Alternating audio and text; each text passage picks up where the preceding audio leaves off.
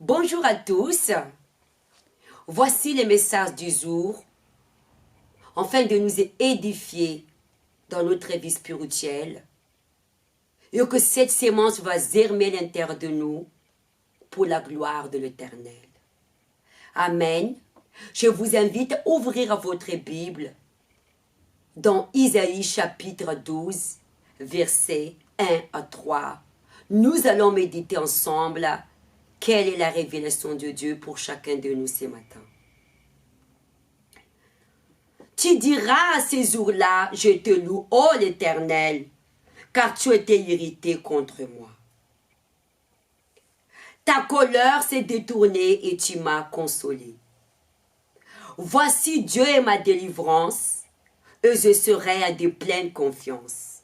Je ne crains de rien, car l'Éternel est ma force et le sujet de ma louange.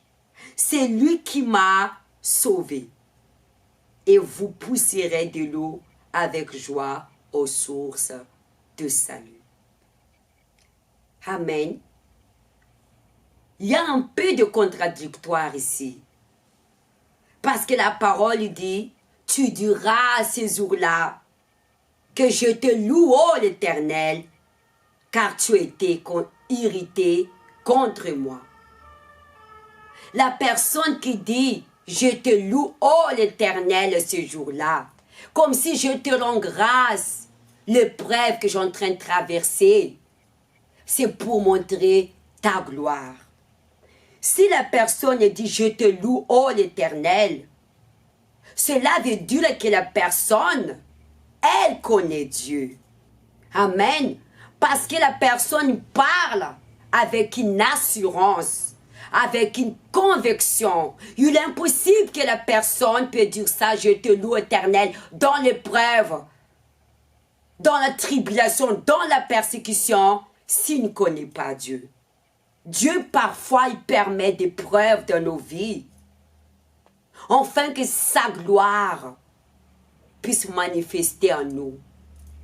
Comment nous pouvons savoir que Dieu nous a appelés si nous ne passons pas d'épreuves? Dieu, il nous a déjà appelés depuis le ventre de notre mère.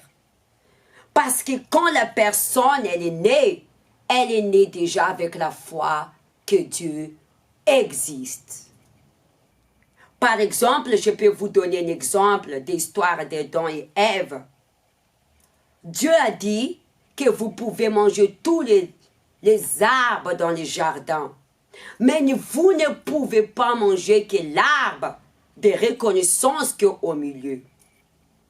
Dieu, il nous donne son instruction, son loi. Mais il ne nous oblige pas quand nous soumettons à sa volonté. Il nous laisse chacun de nous un choix, l'arbitre. Dieu a permis cet arbre, reconnaissance, au milieu des jardins d'Éden. Parce que Dieu a voulu laisser au choix et Adam et Ève de choisir, de faire sa volonté ou pas. Comme nous tous, nous sommes nés, nous avons grandi, parce que quand on est bébé, on ne sait pas encore savoir entre les biens et les mal. On n'a pas encore cette conscience.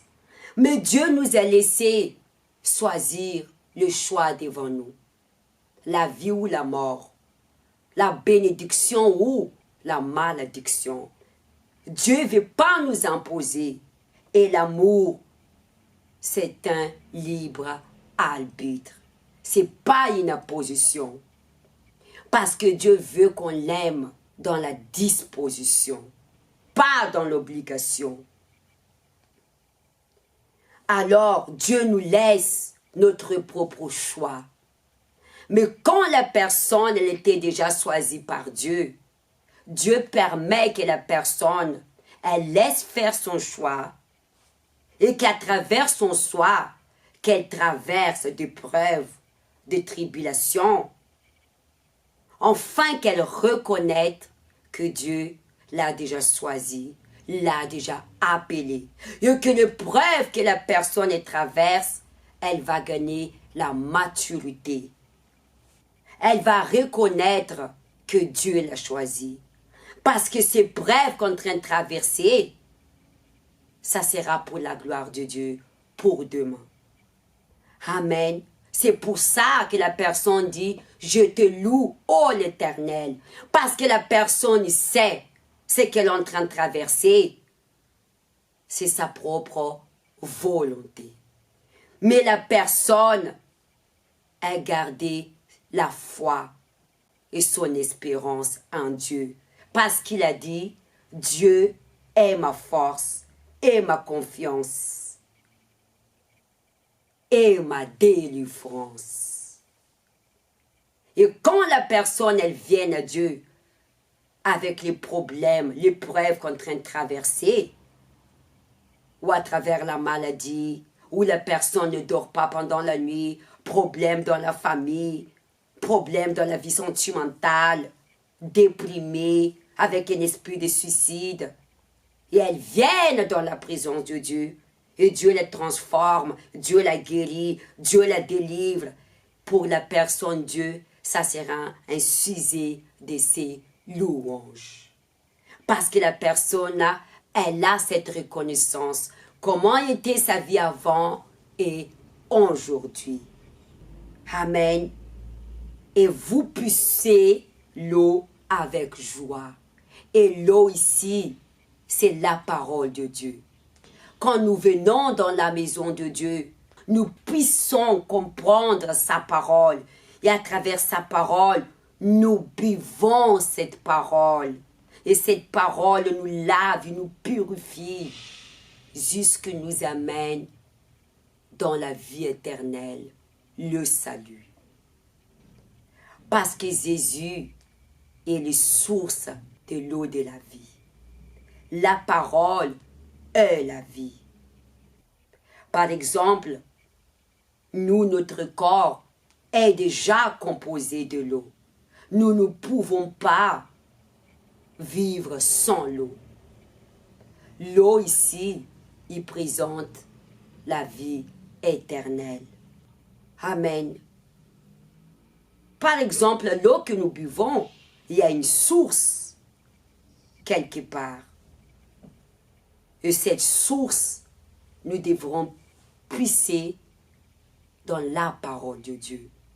Et l'Église y présente les puits.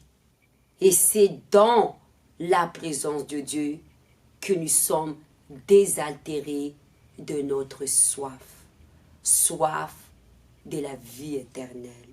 Soif de la transformation des vies. Soif de la guérison. Soif de la délivrance. Nous venons dans sa présence, dans sa maison qui présente les puits pour nous désaltérer. Voilà est la parole de Dieu. Puissiez-vous dans sa parole et vous allez boire. Et votre soif sera rassasiée jusqu'à la vie éternelle. Car vous êtes la gloire de l'Éternel des armées pour ce monde. Vous êtes des sujets de sa louange et vous êtes des témoignages pour ce monde, pour éclairer ceux qui sont dans les ténèbres. Valorisez-vous, car vous êtes la gloire de l'Éternel. Je vous souhaite une bonne journée, que Dieu vous bénisse et à la prochaine fois. Au revoir.